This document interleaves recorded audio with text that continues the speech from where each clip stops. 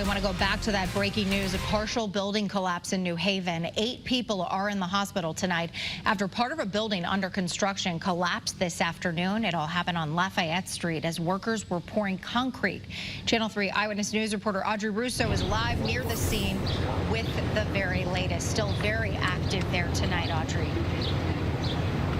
Aaron, that's right. New Haven fire officials tell us that they are in the process of doing a secondary sweep of this building, this time with state police dogs, just to make sure that there are no additional people trapped inside this building that partially collapsed earlier in the afternoon. They say they just want that additional peace of mind.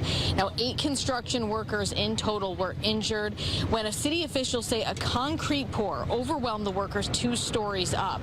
36 people were on the job site in total. I spoke to some of them off camera. They were exhausted. They were drained. They did not want to talk about what they had just gone through. Crews had to race against the clock to save people before the concrete hardened. Now, this is supposed to be a 7-story residential building when it's completed, but right now there's a stop work order in place. This is going to be locked down for an extensive period of time, potentially the entire weekend. We're going to clear as many streets as we can, but we want to reduce the vibration. So you can help us by getting the word out to keeping traffic, pedestrian traffic and vehicular traffic out of this area.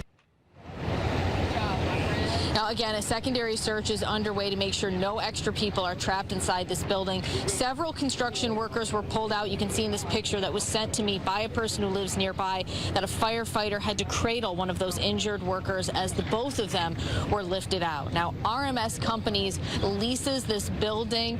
We've reached out to them and left several messages asking for a comment on just everything that unfolded today. We're still awaiting their response. Now the investigation with OSHA begins into exactly what happened, and they want to make sure that this never happens again. Live in New Haven, Audrey Russo for Channel 3 Eyewitness News.